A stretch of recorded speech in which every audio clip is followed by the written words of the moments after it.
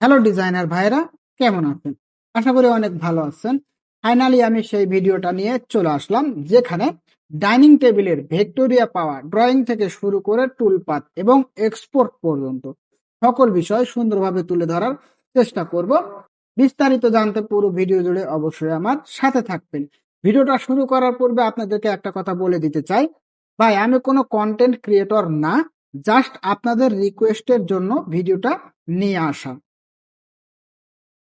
সুতরাং সকল বিষয় আমি কিন্তু সাজিয়ে গুছিয়ে বলতে পারবো না। আপনারা আপনাদের যেটুক প্রয়োজন সেইটুক অবশ্যই ভিডিও থেকে ক্যাচ করে নেবেন। মূল ভিডিওটি শুরু করা যাক। প্রথমে জেডি প্রিন্ট সফটওয়্যারটি ওপেন করে নেবেন। সবার সুবিধার কারণে আমি এখানে 2D যে ডিজাইন রয়েছে সেটি ড্রয়িং করে রাখছি। নতুন করে ড্রয়িং করার প্রয়োজন নেই, কারণ আমি জানি আপনারা যারা জেডি প্রিন্ট সফটওয়্যারটি চালান তারা অবশ্যই 2D ড্রয়িং করতে পারেন। প্রথমে এটিকে আমাদের 3D মডেলে নিয়ে যেতে হবে। তো 3D মডেলে নিয়ে যাওয়ার আগে এই ডিজাইনের যে মেজারমেন্ট আছে সেটি একটু আপনাদেরকে জানিয়ে দিই। এটা আমি ডিজাইনটা করেছি আমার কাস্টমারের যে পাওয়ার মাপ ছিল সেই মাপ অনুযায়ী। আপনারাও ভিন্ন ভিন্ন মাপে করে নেবেন আপনাদের কাস্টমারের প্রয়োজন অনুযায়ী। তো যে মাপটা আছে সে মাপটা যদি আমি আপনাদেরকে একটু দেখাই, সেটা হচ্ছে এখানে রুইতন যে শেপটা আছে এটাকে সিলেক্ট করে আমি যদি স্কেলে যাই, স্কেলে গেলে দেখতে পাচ্ছেন এক্স হচ্ছে 96.84 এবং ওয়াই হচ্ছে 243.2। সুতরাং এখানে 97 এবং এখানে 243। এই ছিল এই ড্রয়িং এর মাপ। তো এটাকে আমরা এখন 3D মডেলে নিয়ে যাব। প্রথমে এটাকে আমাদের 3D মডেল দিতে হবে। 3D মডেল দেওয়ার জন্য দেখছেন যেখানে রুইতন শেপটি আছে এটাকে সিলেক্ট করে মডেলে চলে যাব। মডেল থেকে নিউ মডেল থেকে এখানে 1টাকে কেটে দিয়ে জাস্ট আপনারা 5 দিয়ে দিবেন। 5 দিলে হবে কি, যাদের কম্পিউটারের কনফিগারেশন লো তাদের জন্য এখানে ভালো হবে, পিসিটা হ্যাং করবে না কিংবা লেগ করবে না। তো 5 দেওয়ার পর ওকে করে দেবেন। এই যে 3D মডেলের এখানে কোনো কাজ করার পূর্বে আপনারা এখান থেকে অপশন দেখতে পাচ্ছেন। এই যে অপশনে একটা ক্লিক করবেন, এরপরে সবার নিচে চলে আসবেন। এখানে আসার পরে এই যে এখানে দেখছেন আন্ডু টাইম, এটাকে আপনারা একটু বাড়িয়ে দেবেন। বাড়িয়ে দিলে হবে কি, যদি এটা আপনারা স্মুথ করতে চান তাহলে অনেক সময় আন্ডু রিডু করার প্রয়োজন পড়ে। সেক্ষেত্রে এখানে আন্ডু রিডু টাইমটা বাড়িয়ে দিলে আপনাদের জন্য সুবিধা হবে। এরপরে এখানে যে পেজটি আছে ব্ল্যাক পেজ, এখানে একটা রাইট ক্লিক করবে, তাহলে ওই আন্ডু টাইমটা এখানে নিয়ে নেবে। এরপরে আমাদেরকে এটা ডিপ সেট দিতে হবে। ডিপ সেট দেওয়ার জন্য এখান থেকে চলে যাবেন স্কলফ, এখানে দেখতে পাচ্ছেন স্কলফ থেকে রেজিয়ন রিলিফে আসার পরে এখানে সিম্পলি এভাবে থাকবে। এখান থেকে আপনারা ডিপ সেট দিয়ে নেবেন। এখানে দেখছেন ফ্রি হাইট 45 ডিগ্রি অ্যাঙ্গেলই থাকবে। এরপরে এখানে আপনারা রিয়েল হাইট দিয়ে দিবেন, আপনাদের প্রয়োজন অনুযায়ী দেবেন। আমি এখানে 20 মিলি দিয়ে দিচ্ছি। এটা কম বেশি করা যায়, সমস্যা নেই। 20 মিলি দেওয়ার পরে জাস্ট এখানে আমরা 3D মডেলের ভিতরে একটা ক্লিক করে দেব। দেখছেন সুন্দরভাবে ডিপটা কিন্তু নিয়ে নিছে। ভাই এটা একদম ইজি, বুঝছেন? আমি আপনাদেরকে এক্সপ্লেন করতেছি, আপনারা দেখবেন এবং শেষে বলবেন আসলে এটা কত সহজ, কিন্তু আসলে না জানলে সেটা অবশ্যই কঠিন মনে হয়। দেখেন সুন্দরভাবে এখানে ডিপ সেটআপটা কিন্তু নিয়ে নিছে। ব্যাস, এরপরে আমাদেরকে কি করতে হবে, এটাকে কার্ভ করে নিতে হবে। এই যে ড্রয়িংটাকে কার্ভ করে নিতে হবে, যার কারণে আবার আমরা 2D ভিউ চলে যাব।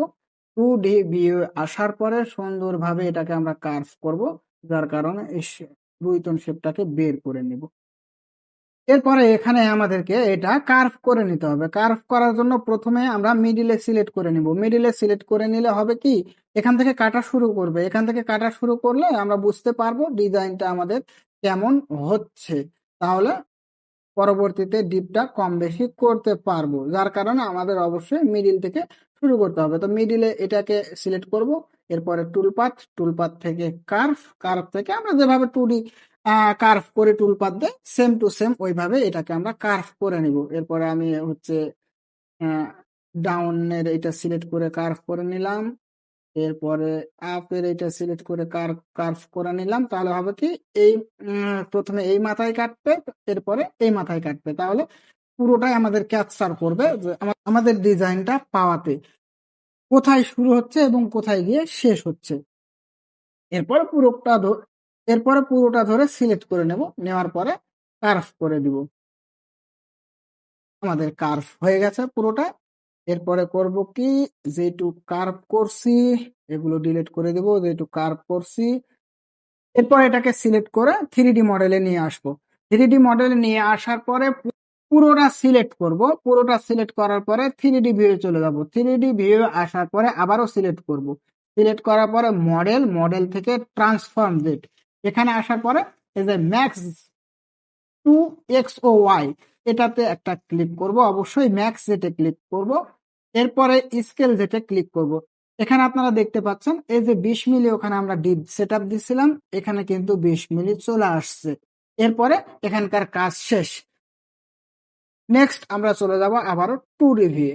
এরপরে এটাকে আমরা টুল পাথ করব। টুল পাথ দেওয়ার জন্য এটাকে আবার সিলেক্ট করব। সিলেক্ট করার পরে টুলপাথ, টুলপাথ থেকে টুলপাথ উইজার্ড, এরপরে নেক্সট নেক্সট নেক্সট, একবারে ফিনিশ। এটার কাজ শেষ।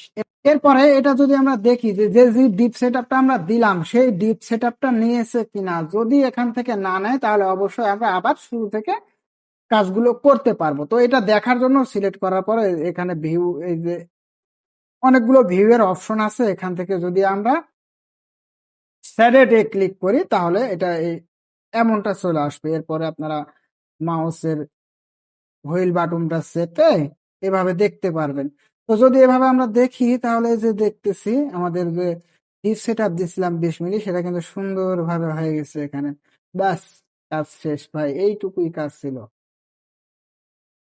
এইটুকুই কাজ ছিল, আর কোনো কাজ নাই। এরপরে আমরা আবার টপ ভিউ চলে যাব, যাওয়ার পরে এখানে আবার 2D ভিউ করে দিব, ব্যাস কাজ শেষ। এরপরে আমরা যেভাবে 2D গুলো এক্সপোর্ট করি, টুলপাথ এক্সপোর্ট করি সেভাবে এখানে সিলেক্ট করলাম, সিলেক্ট করে টুলপাথ, টুলপাথ থেকে এক্সপোর্ট টুলপাথ, ফাইলের একটা নাম দিলাম, ডেস্কটপে দিব, ডেস্কটপে দিলাম, যে কোনো একটা ফাইলে একটা নাম দিলাম, দিলাম আমি DDS দিলাম, দেওয়ার পরে save. 2D pick point, 2D pick point অবশ্যই মিডিলে দিব, মিডিলে দিব, ব্যাস কাজ শেষ। এরপরে এখান থেকে যদি আমরা যাই যে দেখি এটা নিয়েছে কিনা, আমাদের টুলপাথটা এক্সপোর্ট হয়েছে কিনা, তাহলে যদি কোথায় নিলাম, এখানে নেই নাই, এখানে নিচ্ছি হয়তো, আহ কোথায় নিচ্ছি, এখানে নিচ্ছি। যদি দেখি তাহলে এই যে এখান থেকে এটা আপনার নিয়ে নিছে, দেখছেন সুন্দরভাবে এটা নিয়ে নিছে। এইটুকুই ছিল।